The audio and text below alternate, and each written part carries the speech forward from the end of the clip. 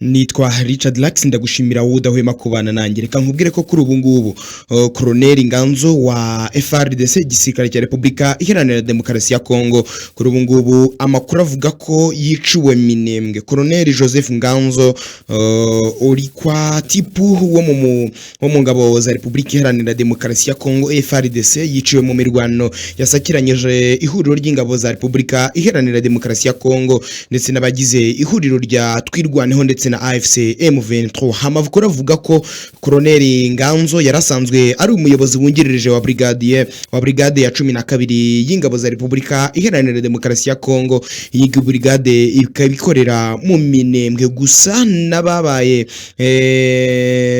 yanabaye umuyobozi wa brigade ya 212 muri Repubulika Iharanira Demokarasi ya Kongo by'umwihariko mu gisirikare cyabo cya FARDC. Kuwa kabiri tariki ya 3 Werurwe 2026 nibwo yiciwe mu gace ka Mikenke muri komine ya Minembwe aha komeje kubera n'ubundi mirwano yiciwemo benshi cyane harimo kandi bari hagati y'ihuriro ry'ingabo zo ku ruhande rwa Repubulika Iharanira Demokarasi ya Kongo n'ihuriro rya Twirwaneho ndetse na AFC M23. Aba bombi bakomeje gusakiranira muri ibi bice bya Minembwe. Amakuru kandi avuga ko uyu Colonel wari uyoboye cyane abasirikari ba FARDC bo mu mutwe udasanzwe uzwi nka Hibox bari barwanira mu Minembwe n'ubundi nk'ubusanzwe dore ko ariho uyu mutwe wakoreraga cyane ndetse kandi yarashwe na Mudahusha nyuma yuko yategwaga igico n'ubundi bikarangira uyu Colonel akiguyemo. Gusa uyu mugabo yishwe mu gihe yari yafatiwe ibihano n'umuryango w'abibumbye w'umuryango w'ubumwe bw'Uburayi bijyanye n'ibitero abasirikari yarayoboye n'undi bagiye bagaba cyane ku baturage muri Minembwe ndetse kandi n'ibyaha birimo gusambanya abagore ku ngufu ndetse no kugira abayikoresha imirimo y'agahato ndetse kandi ibi yabifatiwe hagati muri Kamena ndetse no Kuboza 2021 akaba aribwo yari yarafatiwe ibihano. Kuri ubu rero amakuru akaba avuga ko uyu Colonel Nganzo yaba yamaze kwicwa ndetse amakuru akaba avuga ko n'ubundi yaba yiciwe hano Minembwe nyuma y'iyi ntambara n'ubundi igikomeje umurego ndetse no gusakiranya abagize AFC Twirwaneho ndetse na AFC M23 ndetse n'abagize ihuriro ry'ingabo za Repubulika Iharanira Demokarasi ya Kongo. Gusa nubwo bimeze bityo kuri ubu ngubu amakuru avuga ko AFC M23 yamaze kwisubiza agace ka Kanziga. Uyu mutwe wa AFC M23 rero kuri uyu wa kabiri n'ubundi wisubije agace ka Kanziga ko muri teritwari ya Masisi mu ntara ya Kivu y'Amajyaruguru cyane wari umaze kuhirukana n'ubundi ngabo za AFC za Repubulika Iharanira Demokarasi ya Kongo zari zimaze iminsi zihigafashe n'ubundi. Kanziga rero yisubijwe na AFC M23 ahagana ku gicamunsi cy'ejo ndetse kandi nyuma y'imirwano yari ikomeye yari yahuje ingabo za FARDC ndetse zifatanyije n'abafatanyabikorwa bayo barimo Wazalendo ndetse kandi mu byumweru bibiri bishize nibwo ririya huriro ryafashe Kanziga n'utundi duce n'ubundi turi muri teritwari ya Masisi mu mugambi wo kwisubiza uduce tumwe na tumwe twagenzurwaga nayo kandi turimo amabuye y'agaciro karimo nka Rubaya ndetse kandi amakuru yavugaga ko n'ubundi ingabo za AFC M23 zari zaraturutse mu bice bitandukanye ndetse birimo nka Gasopo biteye n'ubundi Kazinga n'ubundi mu gitondo cyo kuwa kabiri nibwo ibyo byose byari byabaye. Gusa mbere yuko iyi mirwano yumvikanamo imbunda nini ntoya Kanziga yari yisubijwe na AFC M23 isanzwe n'ubundi ibamo ibirindiro by'ingenzi biherereye muri segiteri ya Oso Banyungu. Ahangaha n'ubundi hasanzwe hari ibirindiro bya AFC M23 gusa aka gace n'ubundi gaherereye n'ubundi muri Minembwe n'ubundi aka gace gafungura inzira igana n'ubundi ahitwa ngo ni Buhimba muri groupement ya Walo wa Yungu iherereye muri teritwari ya Warikare ndetse kandi ahangaha ubunagana muri aho bita ngo ni Gatoyi muri mu majyepfo yo muri teritwari ya Masisi. Gusa gufata kariya gace n'ubundi by'umwihariko byatumye AFC M23 isigasira ibirindiro byayo byari biri mu mpande eshatu ihuriweho cyane n'uduce tw'ingenzi turimo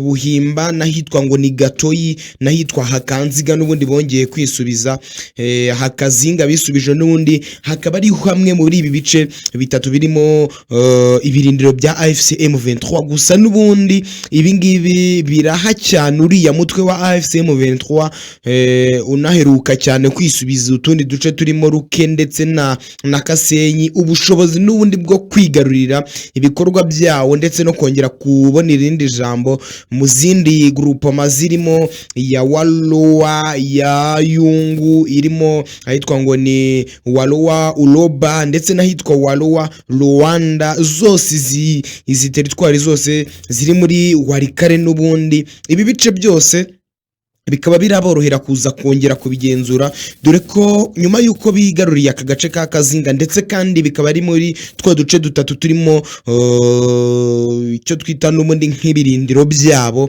Aha hose hakaba ari ahantu haraza kubafasha cyane gukomeza kugenzura ibi bice bitandukanye ndetse kandi bikaza kuborohera cyane no gukomeza kugenzura ibijyanye n'ibirindiro byabo biri muri ibi bice bitandukanye nk'uko bikomeza kugenzurwa bari muri biriya bice n'ubundi bya Repubulika Iharanira Demokarasi ya Kongo, cyane cyane aba bari kuri tele badukurikiranira uko intambara ihagaze.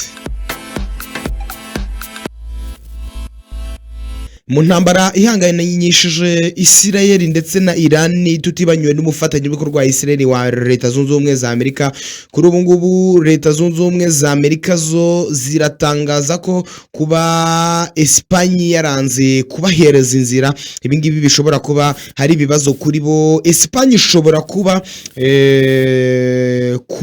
kuzazira kwangira n'ubundi kwangira Trump gukoresha ibirindiro byayo irasa kuri Iran, kuko amakuru avuga ko perezida wa Leta Zunze Ubumwe za Amerika Donald Trump yavuze ko igihugu cyabo kigiye guhagarika cyane ubufatanye bw'ubucuruzi bwose na Espanye bagiranaga na Espanye, kubera ko kiriya gihugu cy'Uburayi cyanze ko ibirindiro byacyo byifashishwa mu kurasha byifashishwa na Washington mu kugaba ibitero kuri Iran. Murabizi ko ku itariki 28 Gashyantare 2026 nibwo Israel na Amerika byatangiye kugaba ibitero simusiga kuri Iran bitahitana umuyobozi mukuru w'ikirenga ndetse wa Iran yitwa Ali Ayatollah Khamenei. Ibi byose byatewe n'ubundi n'ubufatanye bwa Amerika ndetse na Israel nyuma yuko bari bagabye ibitero simusiga kuri Iran, ndetse kandi Iran nayo yaje gukomeza n'ubundi kubirasaho nayisubiza ibyo bitero. Gusa kuri ubu ngubu Amerika yakoresheje ibi birindiro rifite mu karere k'ibihugu k'ibindi bihugu n'ubundi byo mu Burayi. Cyakora ariko ibi ngibi Madrid ahitwa ngo ni Madrid bo baba ibamba Madrid rwose barabyanga. Hani muri Espanye Madrid baravuze bati ntibishoboka ko twebwe ibirindiro byacu mwabikoresha mu kurasa muri Iran. Ndetse minisitiri w'intebe wa Espanye yitwa Pedro Sanchez yagaragaje ko n'ubundi by'Amerika yakoze kuri Iran bidakwiye ndetse haranabinenga cyane rwose. Agaragaza ko ibikorwa byabo byateje ibibazo, ndetse cyane ku itariki 2 Werurwe 2026 nibwo minisitiri w'ububanyi n'amahanga wa Espanye yitwa José Manuel Arabares yavuze ko n'ubundi batazemerera Amerika ko ikoresha ibirindiro bya Naval Station Rato Rota cyangwa se byitwa ngo ni Morono Air Base base, kandi basanze badashobora kwemera ko Amerika ikoresha ibyo birindiro mu kurasa kuri Iran, dore ko bo ibyo Amerika yakoze bategeze babishima cyangwa ngo babishyigikire. Ibi birindiro rero bya Naval Station Rota ni ibirindiro n'ubundi bikoreshwa n'ingabo zirwanira mu mazi biherereye mu mujyi wa Cadiz mu mahangaha ni mu gihe ariko ibingibi bya Moroni Air Base yo iri mu birindiro bikoreshwa n'ingabo zirwanira mu kirere biherereye n'ubundi mu mujyi wa Moroni de la Frontera. Ibi byose rero biri mu majyepfo ya Espagne n'ubundi gusa Arabas we yavuze ko ibi birindiro bitakoreshwa bimukurasa kuri Iran, dore ko kuwa 28 Gashyantare 2026 igihe haraswaga kuri Iran ndetse ko bitazigera byongera kubaho, ko hari uburyo bagira uruhare mu kuba Madrid yagira uruhare mu kuba barasa kuri Iran nk'uko bitangazwa n'ubundi na Arabas. Ndetse kandi ku itariki 3 Werurwe 2026 ubwo yari mu biro bye, Donald Trump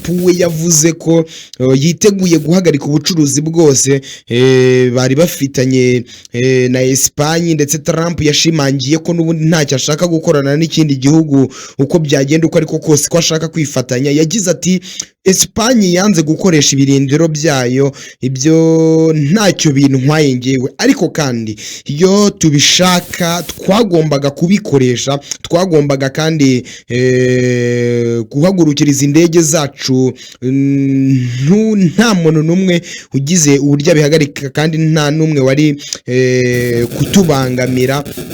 Ndetse kandi anasobanura yuko n'ubundi ibi birindiro Espagne yanze ko Amerika ikoresha n'ubundi byakoreshejwe cyane na Amerika muri 2001 mu ntambara yahuje Amerika na Afghanistan, ndetse kandi byongera gukoreshwa muri 2003 ubwo Washington yatanaga mu mitwe na Iraq, bagatana mu mitwe rwose intambara na hikaba murabizi 2003. Ndetse kandi hangaha Morani Air Base, iki kibuga cy'indege nacyo cyanze gukoreshwa, yanze ko igikoresha yakoresha cyane ubundi. Yavuze ko nacyo cyakoreshejwe n'indege zarashe mu kongerera amavuta izindi zari ziri mu kirere ubwo Otani yarasaga kuri Libya muri 2011 mu ntambara yiswe ngo ni Muammar Gaddafi. Uyu nguyu wari umwanzi cyane, wari umaze cyane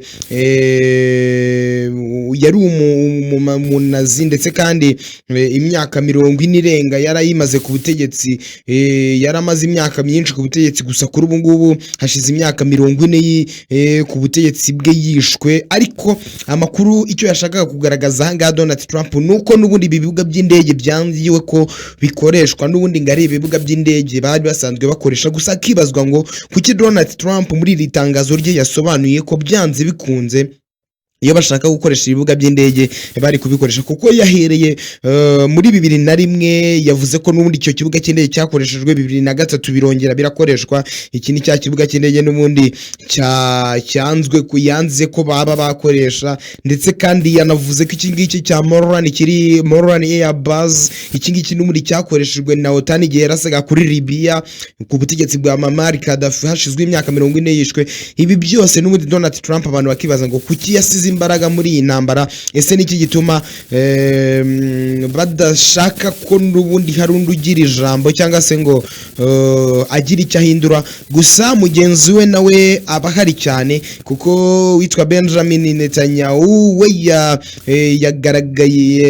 yagereranyije ubutegetsi bwa Iran n'umwanzi wa kera uvugwa muri Bibiliya. We uyu nguyu mu kuvuga minisitiri w'intebe wa Israel Benjamin Netanyahu ku cyumweru yifashishije amagambo yo muri Tora agereranya ubutegetsi bwa Iran ndetse n'ubwa Amerika. Ndetse kandi umwanzi wa kera uvugwa muri Bibiliya witwa ngo ni yavugaga ko n'ubundi ibingibi bimeze nko kuba yagereranyaga we yikoreye yifashije ngo ni Tora. Iyi ni Tora, ni uburyo bakoresha, ni nk'igitabo cya Bibiliya, nabo niko babikora. We agereranya ubutegetsi rero bwa bwa Iran ndetse kandi yabigereranyije nk'abavugwamo abo bita ngo nabaheburayo ndetse kandi nkuko n'ubundi byatangajwe na Middle East Monitor. Aya magambo we yavuze ko n'ubundi ibyo bakora byose bitandukanye n'ukuri kwagombye kuba gukorwa, ndetse kandi avuga ko muri toraho ryo mu cyumweru, mu isomo rya tora ryo ku cyumweru dusoma ngo mwibuke ibyo abameriki yabagiriye, turibuka kandi ko tugikora kandi tugihari.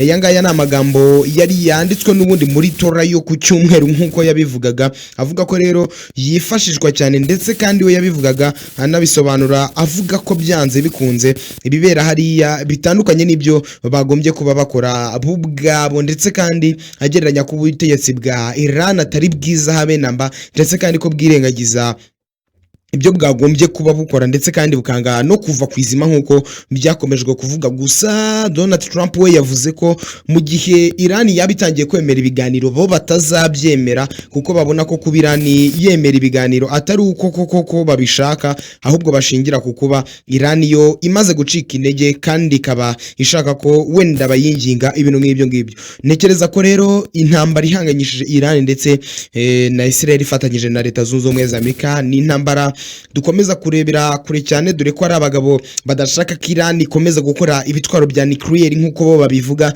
ndetse kandi bo bavuga ko batanashaka ubu buryo Iran yikoramo, bashaka kuyihindura bakayishyira ku rwego bo bashaka. Bamwe badahwema kuvuga ko Donald Trump washaka gufata ibihugu bimwe na bimwe byari bifite uburyo biyoboretse agashaka kubihindurira imiyoborere yabyo. Ibi byose ni bimwe bima bigenda bivugwa, ariko igihari nuko Iran nayo yavuze ko idashobora kuva ku izima, ko yavuze ko nta kintu na kimwe ntishobora kuva ku izima mu gihe yaba ikigabwaho ibitero. Reka nkwibutse ko tuba turi kumwe na Likadeli, bagufite ibyo kunywa by'ibisembuye ndetse n'ibidasembuye, bagufitiye champagne z'ubwoko bwose, rikeri n'andi wazisanga uretse muri Likadeli. Fata telefoni yawe bahamagare cyangwa bandikire, dore ko bakorera Kicukiro Nyanza, ariko turabizi ko mwese mutahagera. Bahamagare bakuzanira ibyo ukeneye aho waba uri hose, 0780566391 cyangwa 0790151023 bikorwa byawe bigende neza bifasha Doma na Likadeli. Barakubwira ngo Lika and one soa, ariko Lika and nani, ariko Lika beverage selling and delivery. Turi kumwe na promotion nziza cyane guturuka muri Doma News Live, baba kwamamariza ibikorwa byawe mu gihe cy'amezi atatu ku buntu. Niba ushaka kugera kure ukwamamara ibikorwa byawe bikamenyekana, nta yindi numwe koresha Doma News Live bakwamamariza ibikorwa byawe bigere kure, wamamare ugere kure harenza aho watekerezaga.